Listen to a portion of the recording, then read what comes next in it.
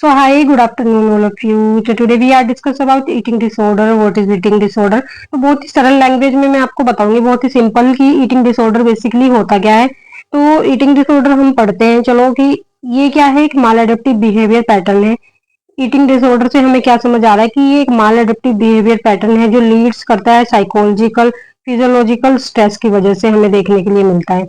और क्या बोला है नेक्स्ट लाइन में, दे ईट ए लार्ज क्वांटिटी और irregular eating habits. Eating disorder में हमें क्या होगा, सब कुछ डिसबैलेंस नजर आएगा। इन्होंने क्या बोला है कि पेशेंट जो है लार्ज क्वांटिटी में खाएगा खाने को, और उसकी इरेगुलर हैबिट्स होगी। मतलब पर्सन कुछ होते हैं, हम जैसे नॉर्मल पीपल्स हैं, वो 3 टाइम खाना खाते हैं, लेकिन ये 4 टाइम खाएगा, 5 टाइम खाएगा, और कई बार खाएगा ही नहीं।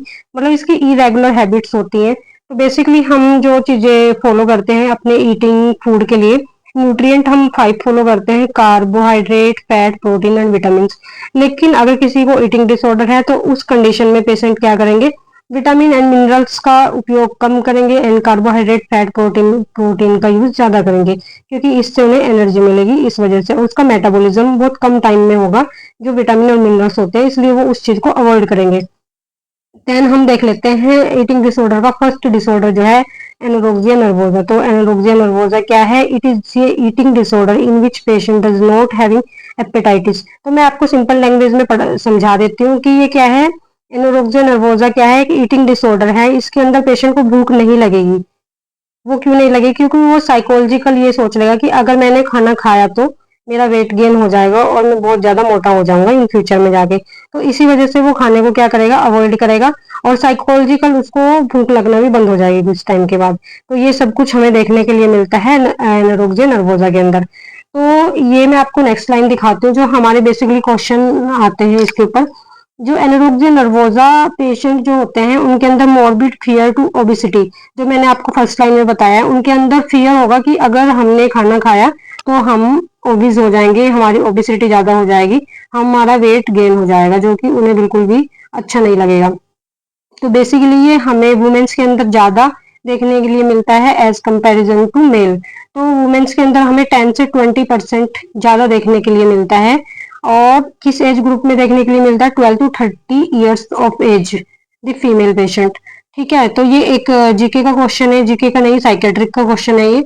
आपको जरूर देखने के लिए मिलेगा, आप किसी एग्जाम में दोगे, क्योंकि वुमेन्स ज्यादा अपनी हेल्थ के लिए कॉन्शियसनेस होती है, इसलिए हमें उसके अंदर ज्यादा चांस देखने के लिए मिलते हैं।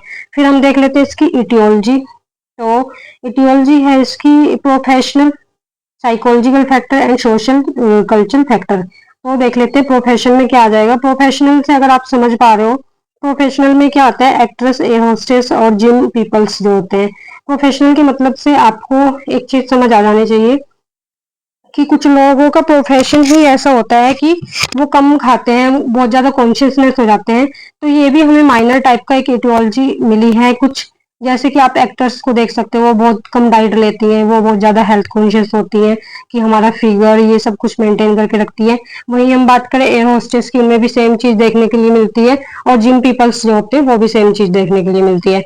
देन है साइकोलॉजिकल फैक्टर। साइकोलॉजिकल फैक्टर में आ जाएगा एंजाइटी, डिप्रेशन एंड स्ट्रेस। इनकी वजह से क्या होगा, पेशेंट खाना पीना बहुत कम खाएगा। फिर क्या आएगा? Socio culture. सोशो कल्चर जो होते हैं, पुअर पीपल्स जो होते हैं, जिनको खाना मिलता ही नहीं, एक्चुअल में ये भी एक इटियोलॉजी देखने को मिलती है। देन हम देख लेते हैं क्लिनिकल फीचर्स क्या है। क्लिनिकल फीचर्स में क्या आएगा, हमें डिक्रीज बॉडी वेट देखने के लिए मिलेगा। मान लो कि अगर किसी पेशेंट का वेट, नॉर्मल पेशेंट का वेट 60 kg है उस एज ग्रुप में, लेकिन अगर हम एनोरेक्सिया नर्वोसा के पेशेंट का वेट चेक करें तो उसका वेट हमें उनसे 15% कम देखने के लिए मिलेगा। लॉस ऑफ एपेटाइटिस देखने के लिए मिलेगी, हाइपोटेंशन देखने के लिए मिलेगी, डिहाइड्रेशन देखने के लिए मिलेगी, डिक्रीज यूरिन आउटपुट, और ब्लड यूरिया भी हमें बढ़ा हुआ नजर आएगा। और वहीं फीमेल्स के अंदर हमें क्या क्या देखने के लिए मिलेगा? फीमेल्स के अंदर हमें देखने के लिए मिलेगा एमिनोरिया, उसकी 4 से 5 साइकिल्स पीरियड्स की जो है वो मिसिंग मिलेंगी। कंपल्सिव एक्सरसाइज देखने के लिए मिलेगी, कंपल्सिव एक्सरसाइज करेगी वो। देन हाइपरट्रोफी देखने के लिए मिलेगी हमें उसकी सलाइवरी ग्लैंड में, क्योंकि वो एक्सरसाइज इतनी करती है अपने वेट को लॉस करने के लिए कि जो उसकी सलाइवरी ग्लैंड्स हो जाती है उनमें हाइपरट्रोफी देखने को मिल जाती है हमें। एनीमिया लेंगे उस टाइप के पेशेंट को एनीमा देखने के लिए मिलेगा, एडिमा देखने के लिए मिलेगा। साइकोलॉजिकल इफेक्ट और ब्रेन के ऊपर हमें साइकोलॉजिकल इफेक्ट देखने के लिए मिलेंगे, और फियर होगा उनको ओबिसिटी का। तो यही सब कुछ सिम्टम हमें देखने के लिए मिलेंगे गाइस पेशेंट के अंदर। तो अगर आपको ना ये सब कुछ नोट्स आपको चाहिए तो मैं आपको जरूर प्रोवाइड करूंगी। तो लेकिन आगे बढ़ने से पहले हम देख लेते हैं इसका ट्रीटमेंट। तो ट्रीटमेंट इस टाइप से है, हमें पेशेंट को काउंसलिंग सेशन देने होंगे और अवॉइड करना पड़ेगा उसके वॉशरूम को 2 आवर्स के लिए। जब पेशेंट खाना खाएगा, इसका मतलब ये है जब कोई भी पेशेंट खाना खाएगा, लंच करेगा, डिनर करेगा, तो 2 आवर्स तक उसे पेशेंट को हमें वॉशरूम में जाने नहीं देना है। क्योंकि अगर वो वॉशरूम में जाएगा तो फिर से अनिमा वगैरह यूज करेगा, वॉमिटिंग कर देगा, जिसकी वजह से उसका बहुत ज्यादा वेट लॉस देखने के लिए मिलेगा हमें। तो इन हैबिट्स को हमें दूर करना है, इसलिए हम वॉशरूम को अवॉइड करेंगे। तब तक खाना 2 आवर्स में डाइजेस्ट हो जाएगा, इसलिए हम विद इन 2 आवर्स तक उसको वॉशरूम में जाने नहीं देंगे। Then give the appetite is stimulate, appetite is stimulate देंगे इसको ताकि उसे भूख लगे। Regular set the eating pattern, उसका ईटिंग पैटर्न सेट करेंगे, उसे बताएंगे कि दिन में 3 टाइम हमें खाना खाना ही खाना है और आपको ये सब कुछ चार्ट फॉलो करना है। बिहेवियर मेडिकेशन देंगे उसको, और जिसकी बिहेवियर मॉडिफिकेशन थेरेपी देंगे हम उसको, जिसकी वजह से उसका बिहेवियर में चेंज आए और वो थोड़ा पता लगे उसको कि मुझे क्या खाना है क्या नहीं, और एक कॉन्शियसनेस की तरह अपना बिहेवियर शो करे। फ्लूइड इलेक्ट्रोलाइट इम्बैलेंस को हम करेक्ट करेंगे बाय द आईवी फ्लूइड्स। तो यही सब कुछ ट्रीटमेंट देंगे हम उनको पेशेंट को। सो गाइज एनोरेक्सिया नर्वोसा मैंने आपको सब कुछ पढ़ा दिया है। बस यही है, सिंपल लैंग्वेज में हमें इतना ही पढ़ना है, फालतू की चीजें नहीं पढ़नी है। जो नेक्स्ट टॉपिक हमारा रहेगा वो रहेगा बुलिमिया नर्वोसा, जो हम नेक्स्ट नेक्स्ट वीडियो में कवर करेंगे। तो अगर आपको वीडियो अच्छी लगी है तो चैनल को सब्सक्राइब जरूर करें, प्लीज़ सपोर्ट करें चैनल को, क्योंकि अभी मेरे पास ज़्यादा कुछ चीज़ें नहीं है कि मैं आपको एक बोर्ड ये सब कुछ लेके आऊँ।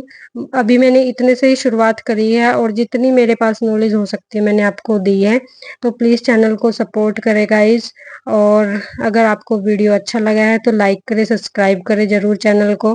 टारगेट है कि हम जल्दी से जल्दी अपने चैनल को मोनेटाइज कराएं, और ये सब कुछ आपकी सपोर्ट की वजह से ही हो सकता है। तो प्लीज़ प्लीज़ सपोर्ट करें गाइज, जितना मुझसे हो सकता है मैं आपको ज़रूर वीडियोस लेके आऊँगी।